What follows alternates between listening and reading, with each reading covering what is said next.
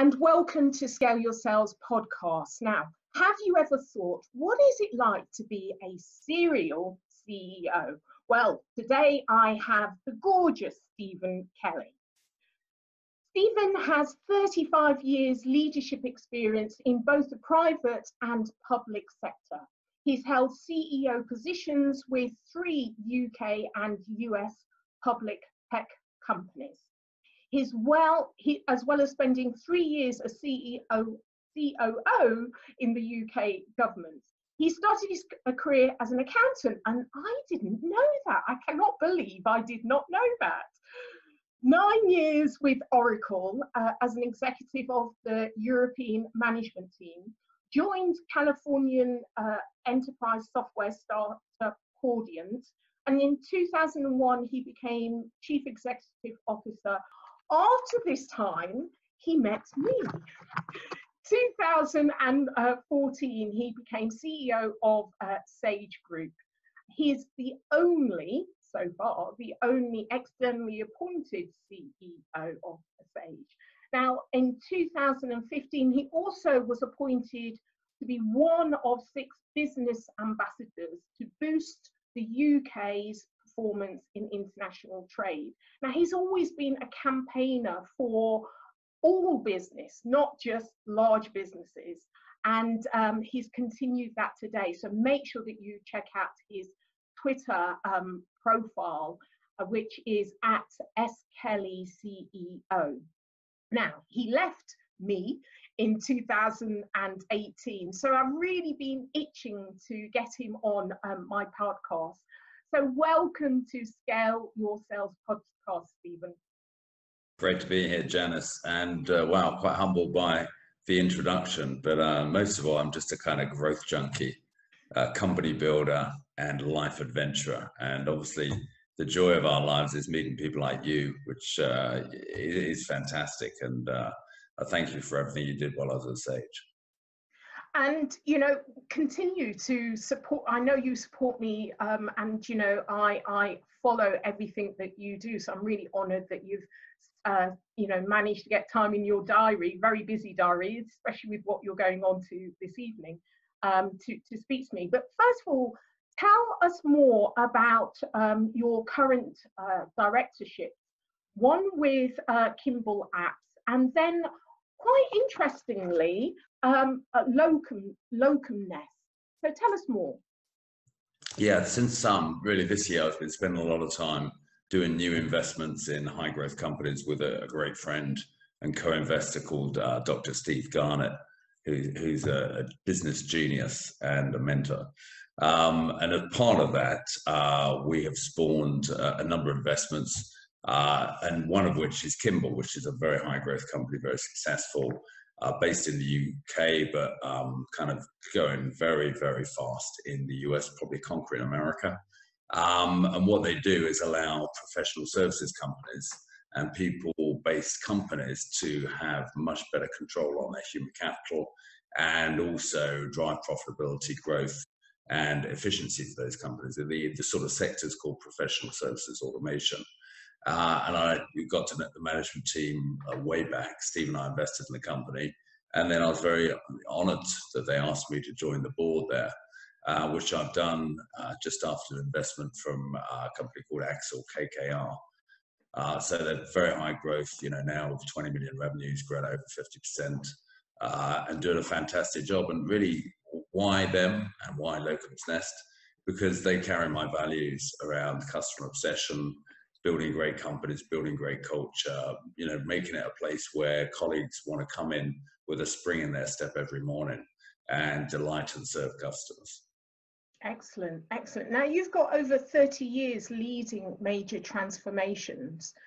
I read your article on the 17th of October, and you said, be bold, creating a future for customers. Now, why do you think this still needs to be said, especially when we're talking about digital transformation? I think it's so often, both actually some of the small companies, but definitely the big companies, whether it was in government, Sage, Micro Focus, where, you know, you need to relight the flame for the customer. And, I'd advocate all chief executives and all kind of employees should be insurgents for customers and really have customer obsession at the heart of everything they do. And so often I see businesses become very internally focused or just kind of follow the process and not stop and ask themselves, where's the customer in this conversation? What would we need to do for customers? What is, or if there's a problem with the customer, how do we drop everything and fly, red Adair in there to fix it in nanoseconds? So, ultimately, I think everything I believe around customers is there's this one word that describes it, and that's trust. And as a company, when you're working so hard as a chief executive, you're working flat out, it's just really important to re-ground yourself every minute of the day around, what you're doing for customers, how you're serving them better, how you outwitting the competition, how you ultimately delight in and exceeding the customer expectation. And if you do that and you look after your colleagues and make a fantastic place to work, there's sort of two sides of the perfect coin, customers and colleagues. And you're doing both well, then you're on a roll and you're going to knock the ball out of the park. So what do you think is the critical role of leadership to make sure that you kind of balance the internal and external customer? Well, obviously I'm probably a believer that chief executives in companies can serve a much bigger social purpose, but it all starts with having a vibrant business around customers and connecting and hiring and motivating brilliant colleagues to serve them and exceed expectations. If you do that, then obviously you're going to be growing, you're probably going to be driving very strong, profitable growth, and your shareholders are going to be delighted, but you can reach out to your partners, your supply chain, your community to play a much more significant role and really connect a very strong business with strong growth, delighting customers, with a social purpose as well. And I think for chief executives, I've spent 30 years at the kind of driving wheel of companies. And it's just relentless. It's a daily roller coaster ride of ups and downs, excitement, disappointment, wins, losses. And if you ground yourself always in what's really important and start with the customer, then you very rarely go on. And I just, it would sadden me in even 2019 if people forget the customer and why we're here to serve them. And all the great leaders I respect have really built great companies around customer obsession. I remember listening to Richard Branson at Sage Summit, and he's always been a campaigner for the internal customer, his employees. If you have happy employees, then you have happy customers, and then the impact on the bottom line is generally positive. But I'm amazed that there aren't more people that think like that in this day and age, how they kind of still miss it, really. Yeah, I think that, lots of words really resonate to me. One is trust, I've mentioned. The other one is authenticity. So, as an example, I think all chief executives should, walk the talk and be authentic in what they say that reflects their values. And one of the easiest and first things I did at Sage was get rid of a subscription to a company jet. Say we're not going to have any offices for chief executives or executives, and we're going to sit out there with the troops, people who matter, serving and delighting our customers. So all these little symbolic things to say, we're all in this together, I'm happy to roll up my sleeves as chief executive, really makes the company feel much more like a family and feel like everybody plays a role and is clear about their accountability. But ultimately, from the very top, the tone at the top is all about putting the customers at the center of the company. And it's just not the words that matter, it's the actions too. And I certainly think that you did an amazing job in changing the culture at Sage.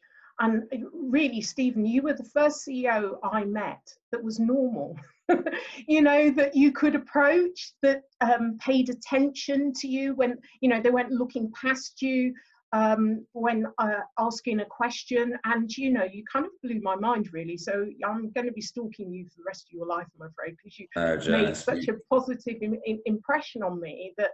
And I think it's really important, this thing about authenticity, because it's very empowering you know, not only for yourself, because you're allowed to be yourself, but also for other people that see you, that gives them permission just to be normal. Yeah, Janice, you know, I very humble. You know, came from nothing, and we'll all end up with nothing. So the journey we're on, the life adventure, is you kind of never forget where you came from. You keep your feet on the ground, and you know, being respectful, kind, supportive, compassionate, I think are good values, and you want to embed them throughout your company. And therefore, I was just blown away with you and the other business ambassadors for Sage. I was blown away when I met customers. And actually, my first 90 days, I went around the world and I just met probably over 10,000 of our colleagues and over a couple of thousand customers. And that, you know, again, from the very top of the company, says that these are the things that matter. And we're here to create a great company. But how do we do that? We delight customers. We innovate for them. We come up with products and inventions that they haven't even thought of that make their lives easier and allow them to grow their business and pursue their passions and live their dreams, and not worry about, you know, doing their tax returns and worry about their systems or worrying about, you know, cloud outages or anything like that, so that they can just get on and live their lives and create jobs and build great communities. And we can look after everything to give them, you know, make sure they sleep well at night. And therefore, I just think, and you know, obviously, when I look and read the press, all these chief executives are portrayed as fat cats and all that sort of stuff. But most of the CEOs I know are just very normal, down-to-earth people who want to do a great job. They get up at 5 or 6 every morning, and they just want to do the best for their employees. They want to do the best for their customers, and they're all very high-integrity people. So I see a very disconnect between how the CEOs are portrayed publicly and the integrity and how they really are. So it's nice to have your feedback, but we all need each other, and it's really important that. Yeah, yeah. Well, talking about delighting customers, what's your view on the relationship between the changing dynamics of buyers, customers, users, and sellers? Yeah, I think it's important. I guess bedrock really is growth. I use this phrase: cures all evils, pretty much all evils. And if you're growing, you know, how do you get that? I think the old world, where you had sellers promoting products and looking for customers, I think it's turned around, or it is turning around. It's not completed, but it will turn around 180 degrees. So I see a world where, you know, very much, if you use a sort of Machiavellian phrase about power, the power is now with the buyers. It's not with the sellers. The information, the insight, the intelligence has moved with the buyers, and that's all been powered by internet, social media, kind of review sites. So I was certainly conscious of the companies that I advise and where I mentor CEOs. Very often, 90% of the buying decision and the research has already been done by the customer before they talk to your salesperson. So, and they're much more intelligent. They talk to other customers, and they've done reference calls and all those sort of things through the power of social media. So what that means is, I think for sellers, they've got to really understand a very different dynamic where it puts the buyer in charge. It's much more a relationship of trust. And it's how do they constantly improve that trust relationship so that ultimately the customer becomes their biggest advocate and their champion. And I think now there's loads of opportunities for companies to do that. So they establish themselves as a thought leader. They serve up compelling content. They make that unique content to the customer. They never ask the same question twice to a customer. They treat the customer with incredible respect. And through the technologies we'll probably talk about in the podcast, is I think they can do that to millions of customers now, almost like a one-to-one relationship. Well, it's certainly getting there. It's very much more connected, and that's continuing, really, isn't it? Now, we've got history here, haven't we, Stephen? We've talked quite a lot about diversity in the past. So, you know, I couldn't not ask you about diversity, but I want to focus on diversity in sales. Do you think that there is an issue, and if so, why, and how can we start to resolve it? Because sales is really at the cutting edge, representing, you know, company businesses. And when you don't have the character reflected in the customer, so what do you think, is we need to do if there is an issue? I think there is absolutely an issue, Janice, and I don't think there's any kind of explicit discrimination in any way, but I think there's huge unconscious bias. And I think, we probably always see sales, and I use phrases like drive every function as hard as you drive sales. But with that comes the cost of that, in that traditionally sales is sort of quite a macho environment. And, I struggle with that now, to be honest, because I think everybody should be able to come to work or work from home and always be themselves and always be comfortable with who they are. And that gets to the very heart of diversity. So there's a lot of explicit things we can do. So obviously blind screening on resumes, CVs, skill-based CVs rather than just purely kind of experience. And then, in the interview process, we could make sure that the interview teams are diverse. And also, I think a really fundamental element of this, and actually I faced this at Sage, and when I left, we had probably almost 40% of the employees millennials, because obviously the people we want to attract are millennials. They're the people who are going to build the future, as well as looking after our existing customers. But you need to say, what's the audience we want to attract? And invariably that audience, probably nearly all the times are going to be diverse. They're going to have different race, gender, faith, all these elements to make sure that you are representative of who you're actually selling to, servicing, and the customers that you win and hopefully keep for life. So the audience is really important to drive some of the internal change that you need to. And then, so there's a lot of explicit things you can do. And then obviously, I'd be an advocate. I'm still so disappointed about the gender pay gap.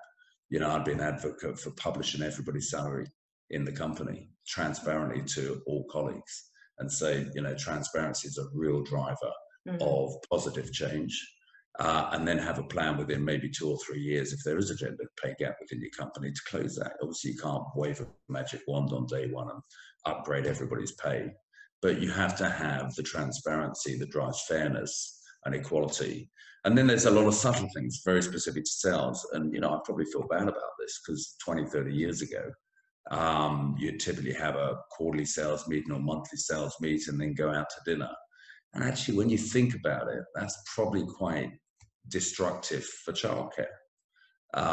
So I think we need to think a lot more about proactively, for childcare, being, again, almost gender neutral about how we do that. Make sure we drive a lot more for paternity, to ensure that at every stage of the life journey for a salesperson, they are given their choices to be comfortable with themselves and make the right choices, irrespective of gender, race, sexuality, or any of the blockers and barriers to the past. So I think there's a huge amount to do. I still think we're in the early stage of this, and I think we need to be activists, campaigners, and drive change, and probably never ever be satisfied until we see true equality all around us. And I think we're a long way away from that. Yeah, thank you for that. So, Stephen, if you were on a desert island on your own, what's the one thing you would take with you? I'd hope you'd allow me to take my wife. But you probably would. Of course. That would be the definite. That would be my sort of soulmate who sort of backed me. And, when you introduce me and stuff like that, and you probably suffer the same, Janice, people think we've got a very glamorous life, but they don't see, the sacrifice you've had to make, the cost you've made, the traveling you do, missing the early days of some of your children's growing up. So there is, with everything in life, it's kind of not just touching the stars. Yeah. There comes a cost to that. So, I couldn't have asked for any more support from all my family. They've been amazing. And they've allowed me to sort of pursue a career, which has been incredible. But if you're talking about an object that I'd love to take on a desert island, it would probably have to be a piano. Because Really? when I was a kid, yeah, no, Yeah. I love music. And obviously, again, in our careers where you're working almost 80 hours a week or whatever, I didn't have time for the last 30 years to play the piano. But I've always loved music, massive fan of the David Bowies and all those sort of characters of the past, and contemporary music. Ed Sheeran and James Morrison, all these guys, Taylor Swift is good. But I'd love to be on the beach, kind of maybe collected some coconuts in the afternoon, done a bit of fishing, and then back there with some sort of exotic gin and tonic, sitting in front of a piano, just singing away to myself and no one else. And the great thing about it, I've not got a good voice. So I've always said what you lack in quality, you make up for in volume. And I could belt out these songs and no one would come and knock on the door and complain and say, Stephen, please keep the noise down. Well, that sounds like a deal, actually. You're making it sound very attractive. So I wish you get, well, probably not deserted, but, I hope you do get that later on in life time to take up the piano and belt out some real tunes. I'd love that. So lastly, Stephen, how can everyone get in contact with you? Just the easiest way is social media. So it's the handle at @skelly CEO, and that's the same on Instagram, Twitter, Facebook, and LinkedIn. And one of the things I do quite a lot is actually mentor, particularly women CEOs, and I think we are again going to see in 10, 20 years time just an amazing breadth and a rich tapestry of equality. And if I can play a very small part in that, then I'm very happy to do so. But I'm a fanatic of people who have dreams and want to make them come true through business, and that all comes about through growth and trying to change the world for your customers. And excellent. So keep the conversation going, Janice. Thank you very much. Thank you for being a guest on Scale Your Sales podcast. It's been an absolute pleasure, Stephen, talking to you. That's great. Thanks very much, Janice. Great to see you.